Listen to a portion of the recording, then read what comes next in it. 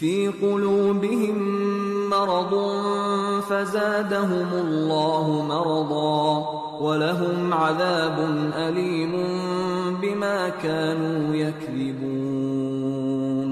وإذا قيل لهم لا تفسدوا في الأرض قالوا إنما نحن مصلحون ألا إنهم هم المفسدون ولكن لا يشعرون. وإذا قيل لهم آمنوا كما آمن الناس قالوا أنؤمن كما آمن السفهاء